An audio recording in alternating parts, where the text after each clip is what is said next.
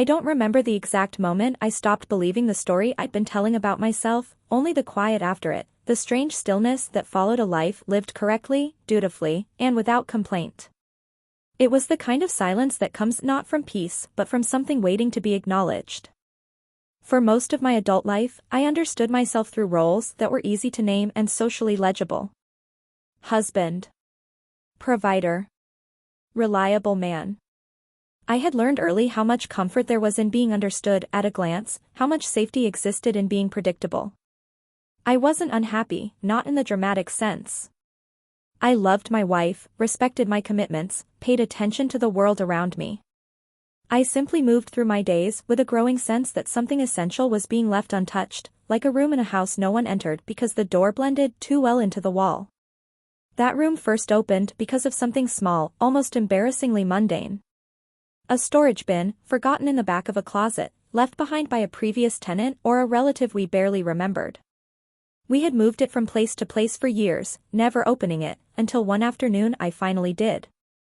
Inside were remnants of another life, costume jewelry, faded photographs, and folded carefully at the bottom, a piece of pink plastic soft fabric. It wasn't elegant. It wasn't provocative. It felt like something meant to be worn without being noticed. I don't know why I touched it. Curiosity, maybe. Or the simple human impulse to feel texture under one's fingers. What I do know is that when I held it, I felt an unexpected sense of recognition, not desire, not excitement, but familiarity. As if my body understood something my mind had been politely avoiding. I folded it back where it belonged and closed the lid, embarrassed by how long I'd stood there holding my breath. Nothing had happened. And yet everything had shifted. Over the following weeks, I became acutely aware of how carefully I had curated myself. The way I spoke at work, the posture I adopted in public, the casual confidence I performed without thinking. None of it felt false, exactly, but it felt incomplete. I began to notice how often I dismissed certain thoughts before they fully formed, how quickly I redirected curiosity into something more acceptable. I had always believed integrity meant consistency. Now I wondered whether it might also mean honesty, especially the kind that unsettles.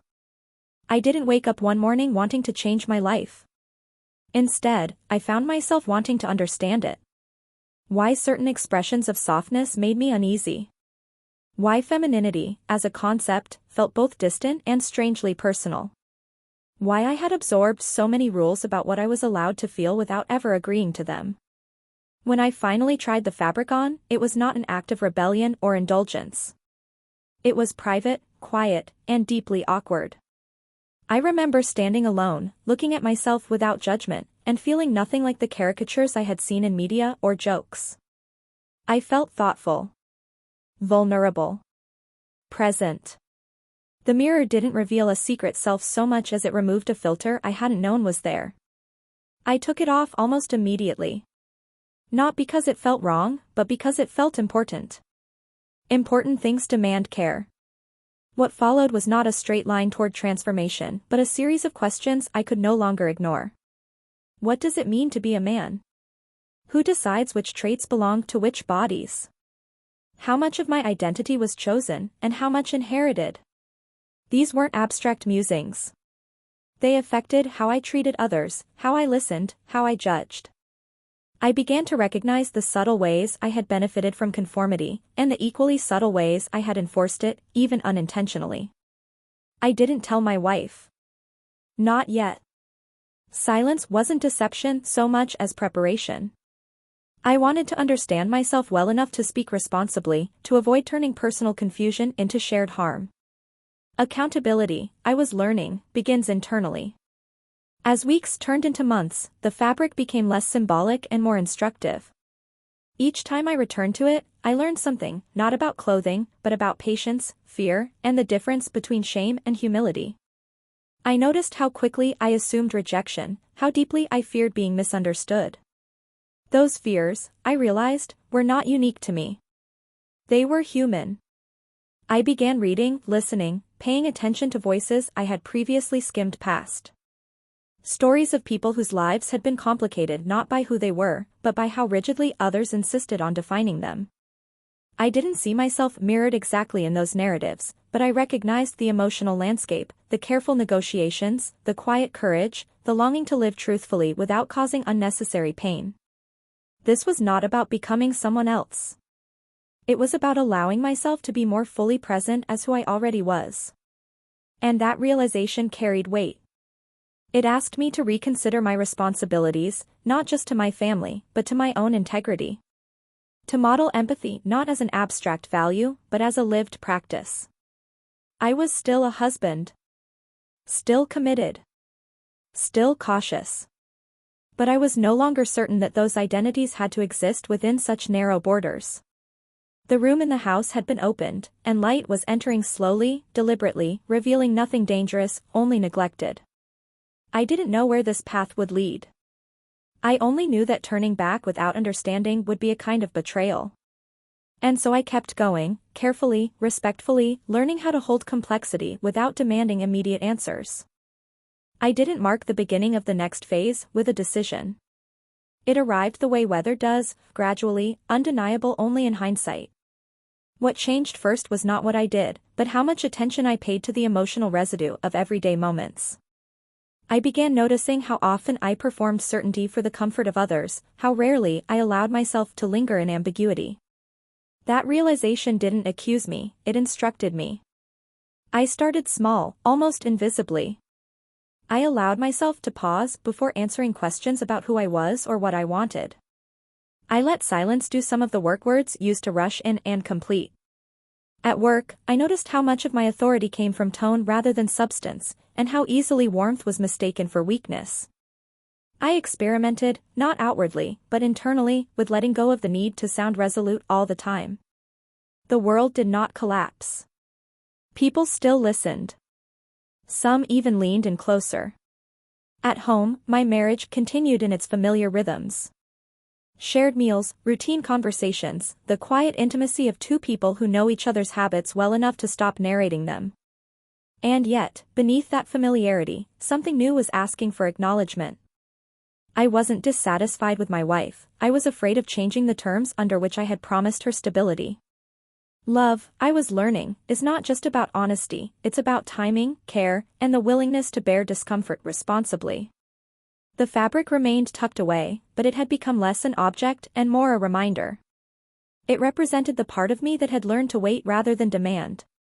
When I did return to it, the experience had shifted. I wasn't looking for revelation. I was checking in. How do I feel today? What has changed since last time? The answers were subtle, a little less tension in my shoulders, a little more curiosity than fear.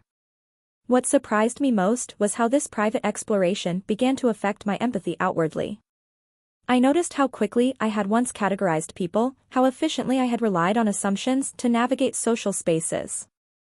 Now, I hesitated. I wondered what negotiations others were making silently, what compromises they carried without announcing. This wasn't guilt-driven, it was expansive.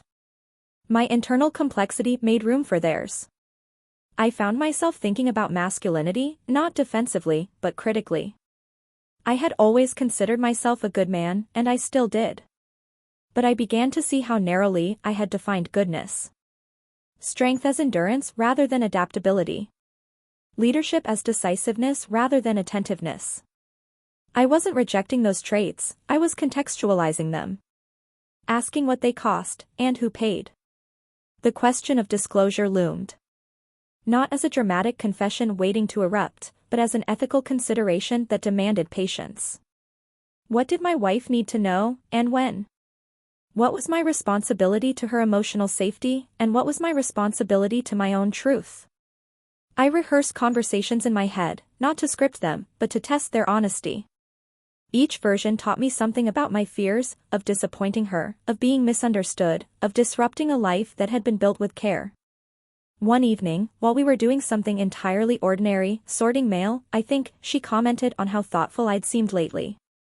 Not distant, not distracted. Thoughtful. The word landed with unexpected weight. It told me that whatever was happening internally was not isolating me, it was making me more present. That mattered. It suggested that self-examination, when done with integrity, does not necessarily pull us away from others. It can draw us closer. I didn't tell her everything then. I told her something adjacent. I spoke about questioning assumptions, about wanting to understand myself better, about how much I valued honesty and didn't want to take it for granted. She listened without alarm. She didn't demand clarity I didn't yet have. That restraint was a gift, and it increased my sense of responsibility rather than relieving it.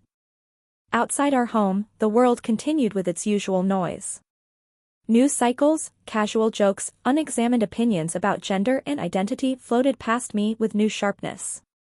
I noticed how often complexity was flattened for convenience, how easily discomfort was dismissed as absurdity. I didn't feel superior to these impulses, I recognized them as familiar. I had lived there for years. What I was learning was not how to cross boundaries recklessly, but how to approach them thoughtfully. How to recognize that identity is not a performance for others to approve, but a relationship with oneself that requires ongoing care. I was still navigating what it meant to integrate this understanding into my public life, if at all. Visibility, I realized, is not a moral requirement. Neither is secrecy. The ethics lie in intention, impact, and honesty over time. As this part of my journey unfolded, I felt less urgency and more steadiness. Transformation, I was discovering, is not always dramatic. Sometimes it is the quiet accumulation of insight, the slow recalibration of values. I wasn't becoming someone new. I was becoming more accountable to the person I had always been, beneath the roles. I knew harder conversations were ahead. I knew choices would eventually need to be made.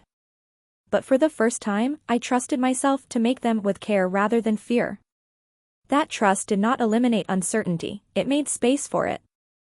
There was a point when the questions stopped feeling like interruptions and began to feel like companions. They followed me through grocery aisles and meetings, sat quietly beside me during commutes, waited patiently while I laughed at the right moments in conversations that no longer exhausted me the way they once had. I didn't answer them quickly. I learned instead to let them shape the way I noticed things. I began to realize how much of my earlier life had been governed by efficiency. I had been efficient with emotions, efficient with language, efficient with myself. I knew which feelings could be acknowledged publicly and which needed to be rerouted into silence.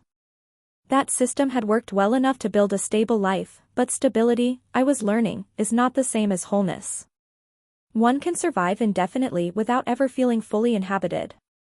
The fabric returned to my hands more often now, though still without ceremony.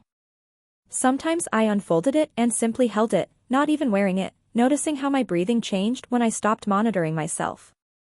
Other times I allowed myself to dress more fully, slowly, without mirrors at first. I paid attention not to how I looked, but to how I stood, how my weight settled differently, how my gestures softened when I wasn't guarding them. None of this felt like performance. It felt like rest. What unsettled me was not the experience itself, but how much resistance I had once assumed it would provoke in me. I had believed that stepping outside familiar gender expressions would create internal chaos. Instead, it created clarity. Not clarity about labels or outcomes, but clarity about the cost of denial. I saw, with a kind of gentle embarrassment, how much energy I had spent proving something that no one had explicitly asked me to prove. That realization carried moral weight. It forced me to reconsider moments from my past, offhand comments I'd laughed at, conversations I'd redirected, times I'd chosen comfort over curiosity. I didn't dwell on these memories to punish myself, but I didn't excuse them either. Accountability, I was learning, is not about self-condemnation. It's about allowing insight to alter future behavior. My relationship with my wife deepened in subtle ways. I listened more carefully, interrupted less.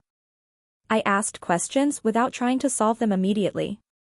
When she spoke about her own frustrations, about work, about expectations placed on her, I heard them differently.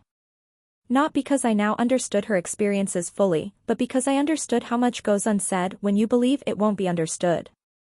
Empathy, I discovered, is not about equivalence. It's about attention.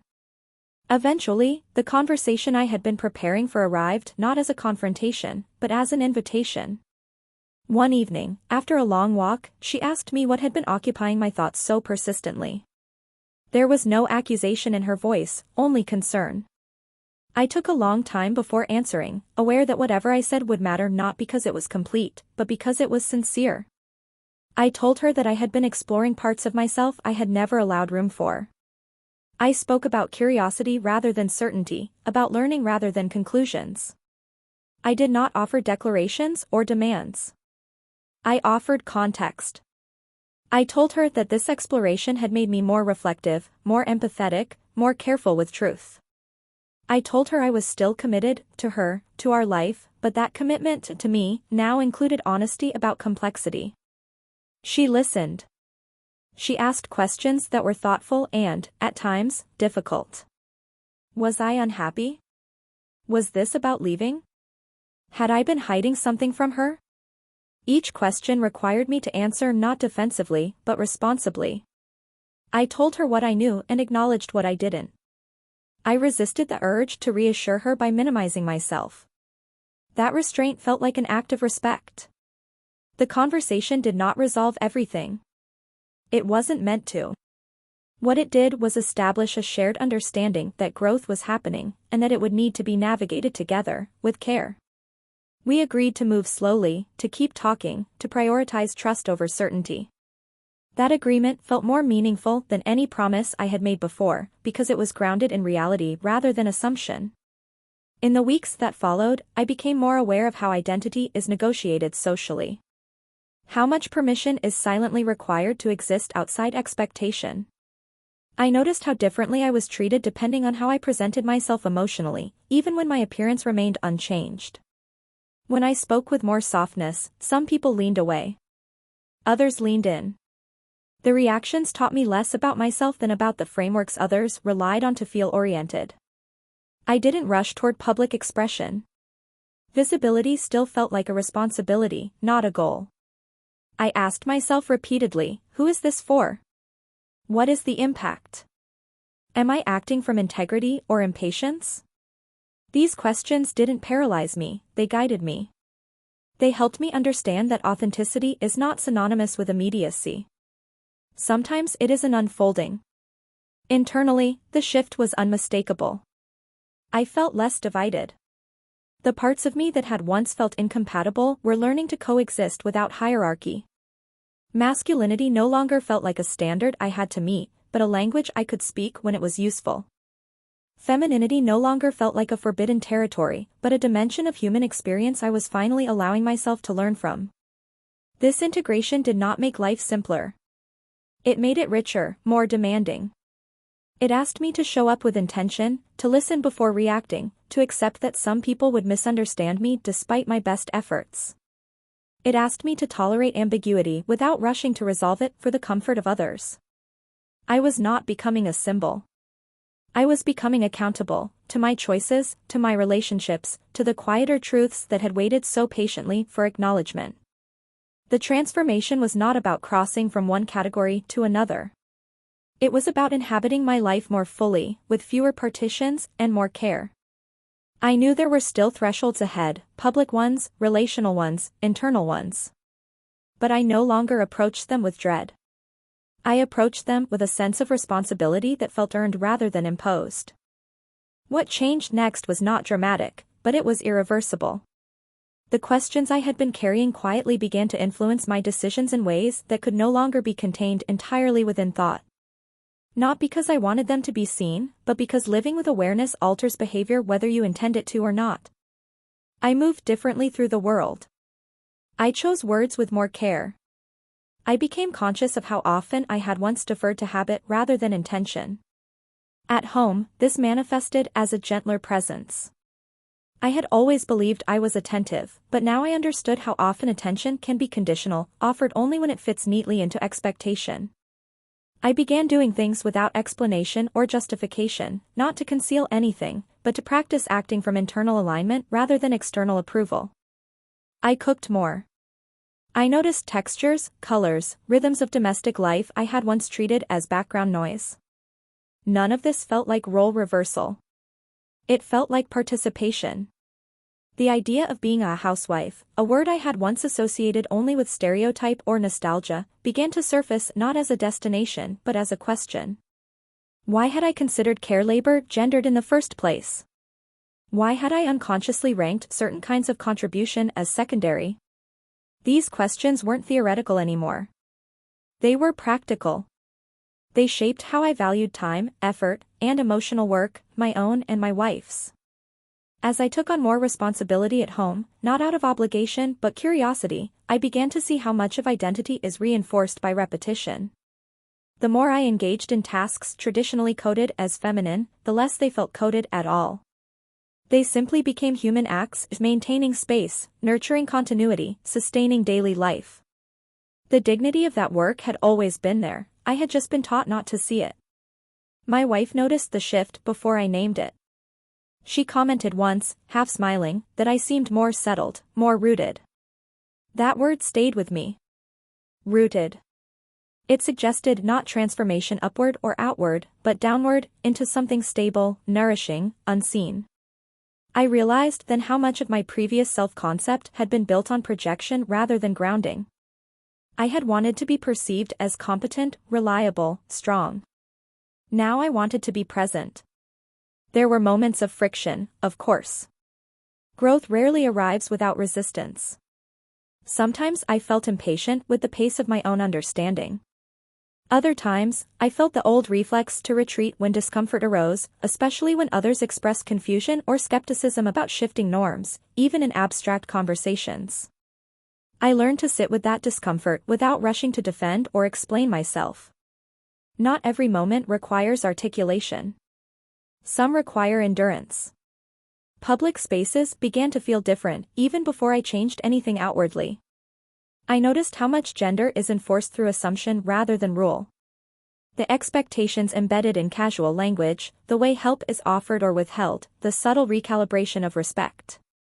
Experiencing these dynamics from a place of internal flexibility rather than fixed identity made them more visible, not less. I wasn't imagining things, I was noticing them for the first time. I experimented cautiously with presentation, always privately at first, then in increasingly neutral public ways, choices that would have once felt inconsequential but now carried meaning because they were intentional. A softer color. A different cut. Nothing that announced itself, but nothing accidental either. Each choice asked the same question, does this feel honest today? If the answer was yes, I allowed it. If not, I didn't force it. What mattered was not the clothing, but the relationship I was building with myself. I was learning to trust my internal signals rather than override them. That trust began to spill into other areas of my life. I set boundaries more clearly. I admitted uncertainty without apology. I acknowledged when I didn't know something instead of compensating with confidence. These changes affected how people responded to me, some with appreciation, some with discomfort. Both reactions taught me something. There were conversations with friends that didn't go as smoothly as I'd hoped. Not because they were cruel, but because they were unprepared. I learned that education is not about correcting others, but about sharing context without demanding agreement. I spoke from experience rather than argument. I listened as much as I talked. When misunderstanding persisted, I let it. Integrity, I was discovering, does not require consensus. Internally, the most significant shift was how I understood responsibility. For years, I had equated it with sacrifice, putting aside parts of myself for the sake of stability.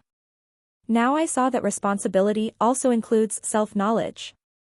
When we neglect ourselves entirely, we don't become more reliable, we become brittle. We pass on our unexamined limitations to the people we love. This understanding reframed my marriage not as something threatened by my growth, but as something potentially strengthened by it. I wasn't withdrawing from the partnership, I was showing up with more of myself. That distinction mattered. It guided how I spoke, how I listened, how I made decisions that affected us both. I began to imagine a future not defined by rigid roles, but by negotiated presence. A life where contribution is measured by care rather than conformity. Where identity is allowed to be descriptive rather than prescriptive. These were not fantasies, they were ethical commitments. They required ongoing attention, humility, and the willingness to revise assumptions as new information emerged. I didn't yet know how visible my transformation would become, or how it would be named, if at all. Labels felt less urgent than alignment. What mattered was that I was no longer living on autopilot. I was awake to my own interiority, and that awareness carried responsibility, not just to myself, but to the social world I participated in. By this point, I understood that the transformation was not about crossing a finish line. It was about learning how to live without one. To accept that identity is not a puzzle to be solved, but a relationship to be maintained, with honesty, patience, and care. And still, there was more ahead. Conversations yet to happen. Thresholds yet to be crossed. Not because I was chasing change, but because change had become part of how I lived. By the time I reached what I now think of as the middle of this journey, I stopped measuring progress by how far I'd gone and started measuring it by how honestly I could stay. There was a steadiness settling in me that didn't feel triumphant or resolved. It felt adult in the truest sense, less interested in proving anything, more interested in sustaining what mattered. The word housewife returned again, this time not as a metaphor but as a provocation. It unsettled me precisely because of how loaded it was.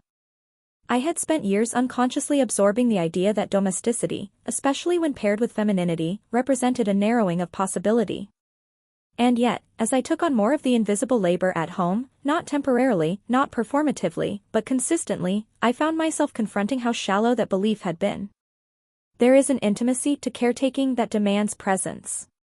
Not the dramatic kind, but the kind that shows up daily, unrecognized, essential. Planning meals, managing the rhythms of a household, anticipating needs before they become problems, this work required a form of intelligence I had never been taught to value properly. I began to understand how much emotional literacy it takes to maintain a shared life without keeping score. What struck me most was how this shift changed my internal posture. I felt less driven by external validation and more anchored by usefulness. Not usefulness as productivity, but usefulness as care. There was dignity in that, and it forced me to reconsider how easily society dismisses labor that cannot be quantified or publicly praised. I had benefited from that dismissal without questioning it. Now, I could no longer ignore it. My wife and I spoke more openly about these changes. Not in grand declarations, but in ongoing calibration. What do you need more of? What feels different lately? What feels good? These conversations were not always easy. Sometimes they surfaced fears about imbalance, about perception, about how others might interpret our choices. But they also surfaced trust. We were learning how to renegotiate partnership without assuming betrayal. I was careful not to romanticize my transformation. There were days when I missed the simplicity of unquestioned roles, when the weight of intentional living felt exhausting. There were moments of doubt, especially when I encountered subtle judgment, raised eyebrows, awkward pauses, comments framed as concern. I learned that discomfort does not always signal danger. Sometimes it signals growth that hasn't yet found language. Publicly, I still moved cautiously. I had learned that visibility is not inherently virtuous, and invisibility is not inherently dishonest.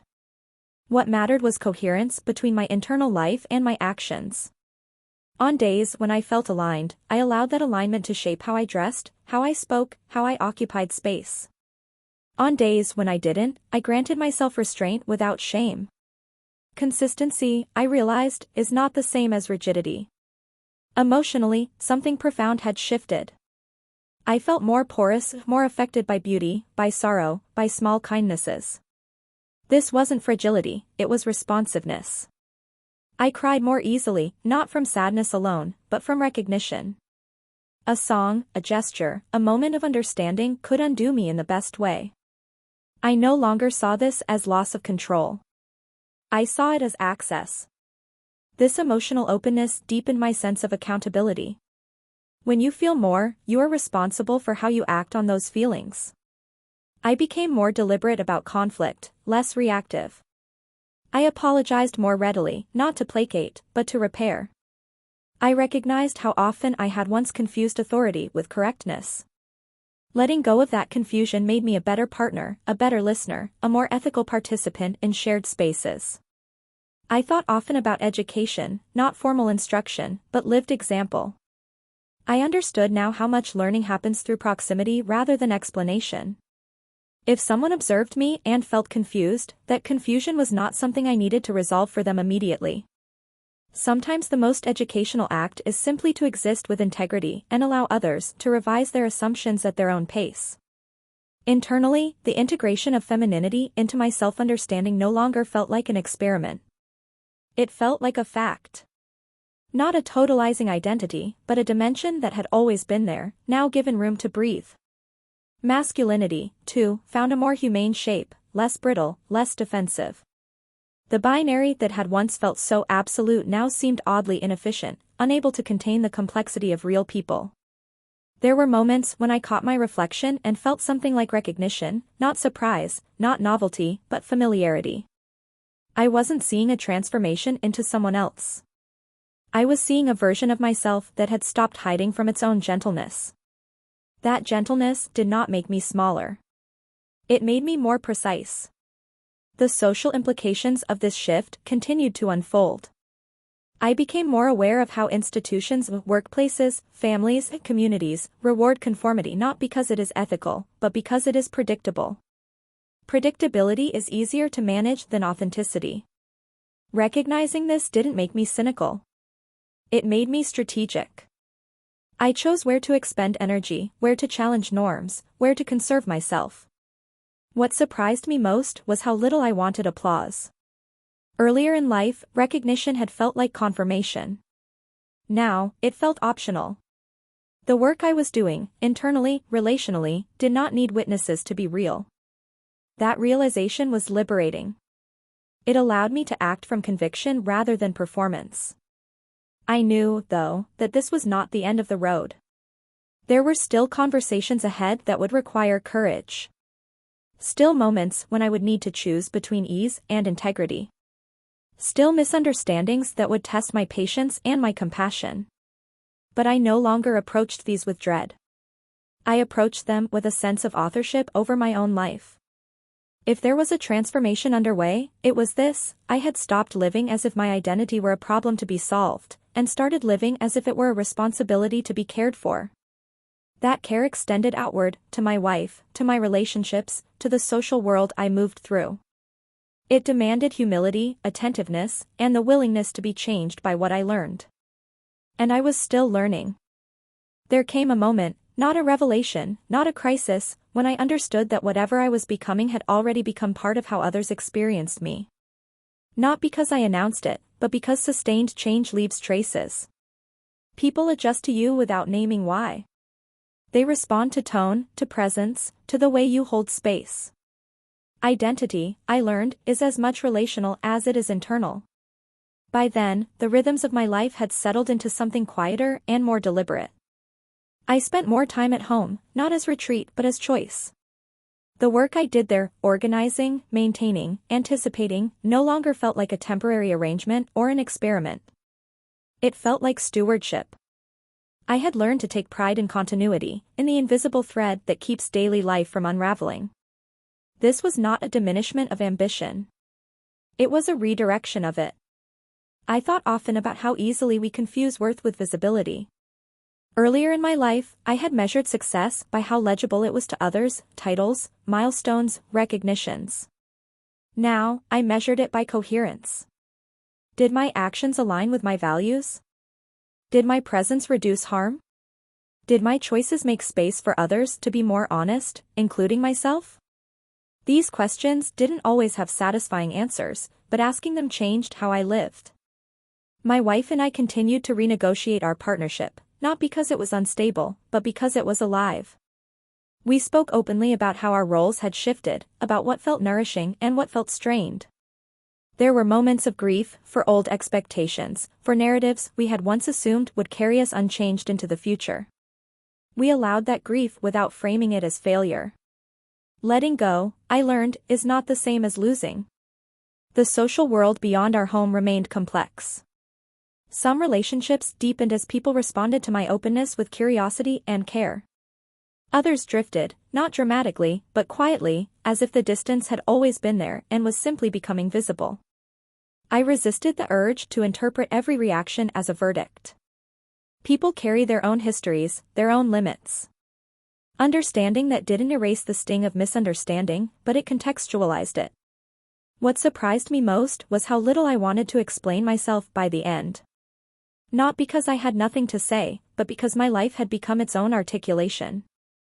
I no longer felt compelled to justify my choices through ideology or defense. When questions came from genuine interest, I answered them.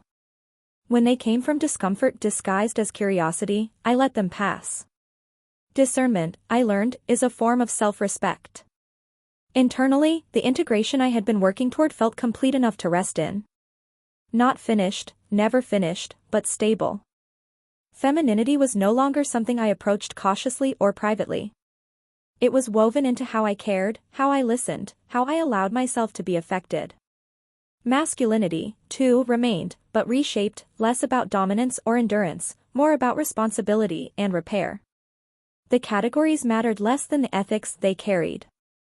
I thought back to the person I had been when this journey began, competent, well-intentioned, unaware of how much of himself he had been managing rather than inhabiting. I felt no embarrassment toward him, only compassion. He had done the best he could with the frameworks he'd been given. Growth did not require disowning him.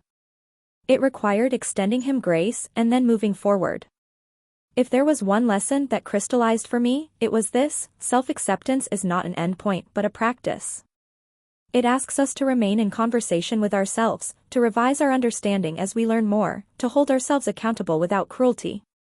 It asks us to recognize that identity is not something we claim once, but something we tend over time. The pink plastic soft fabric still exists, though it no longer carries the weight it once did. It is no longer a threshold object. It is simply part of my history, a reminder of how small, unremarkable things can open doors we didn't know we were allowed to walk through. What mattered was never the fabric itself, but the attention it demanded. The pause it created. The honesty it required. I am still a husband. I am still a partner. I am also someone who has learned that care is not secondary to achievement, that gentleness is not a compromise, and that living truthfully often looks quieter than we expect. I have learned that becoming more myself did not make me less useful to others. It made me more reliable, because I am no longer divided. If this story has any value beyond my own life, I hope it lies here, that understanding oneself more deeply does not pull us away from the world, but roots us more firmly within it. That empathy grows not from certainty, but from curiosity sustained over time. And that integrity is not about fitting a role perfectly, but about showing up fully, with awareness of the impact we have on those who share our lives. I don't know what the future will require of me. I only know that I will meet it with fewer disguises and more care than I once did. And that feels like enough. Would you like to continue further, perhaps with reflection on how this journey reshaped my understanding of society and education more broadly, or does this feel like a complete place to rest?